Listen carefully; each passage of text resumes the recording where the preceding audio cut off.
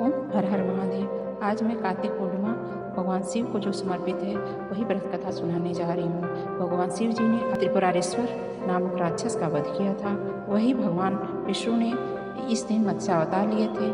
आज ही के दिन गुरु नानक ने जन्म लिया था। इसी से इस दिन का नाम प्रकाश पर्व या गुरु पर्व के रूप में मनाया जाता है।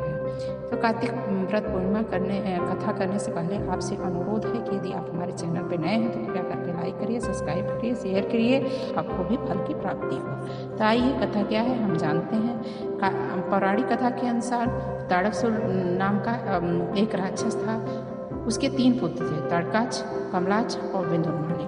भगवान शिव के बड़े पुत्र का नाम था कार्तिकेय। उन्होंने ताड़कासुर का वध किया। अपने पिता की हत्या को जान करके उन सबों को बहुत दुख हुआ।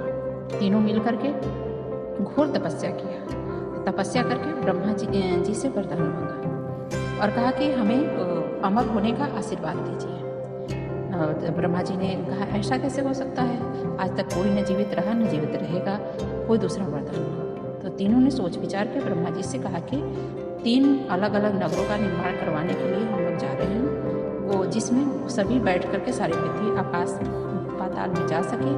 1000 साल बाद जब हम मिले तब तीनों लोग मिल करके एक नगर हो जाए, जो कि देवताओं का एक ही साथ हम राज्य कर सकें, वही हमारी मृत्यु का कारण हो। तो ब्रह्मा जी ने कहा कि वरदान दे दिया। कहा कि वो सब सोचे कि ऐसा तो हो ही नहीं सकता कि आकाश पाताल पृथ्वी को तीनों लोग एक ही साथ ऐसे मार सकेंगे। ब्रह्मा जी ने तथास्तु कह दिया। तीनों वरदान पा करके बड़ी खुश हुई। ब्रह्मा जी के कहने पर मैं दानों ने तीनों नगर में निर्माण किया।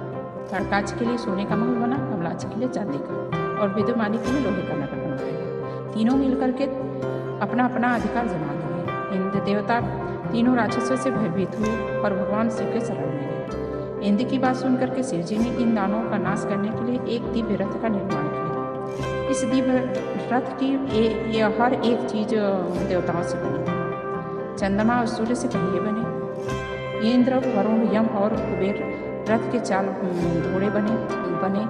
हिमालय धनुष बने और शेषनाग प्रत्यंचा बने। भगवान शिव खुद बाण बने और बाण की नोक बने देवअग्नि। इस दिव्य रथ पर सवार खुद भगवान शिव भगवानों से बने हुए इस रथ पर और तीनों भाइयों के बीच भयंकर। जैसे ही तीनों रथ एक सीधे में आए, शिव ने बाण छोड़े, तीनों का नाश कर दिया। इसी वध के बाद भगवान शिव से त्रिपुरारी जी कहलाने लगे। यह व्रत कार्तिक पूर्णिमा को हुआ था, इसलिए इस दिन त्रिपुरारी पूर्णिमा के नाम से जाना जाता है। यह कथा आपको जानकर कैसी लगी? यदि कथा अच्छी लगी हो तो कृपया करके एक लोग को जरूर शेयर कीजिएगा और बेल आइकन को प्रेस कर दीजिए, जिससे कि सारी नोटिफिकेशन आपके पास जाती है। तो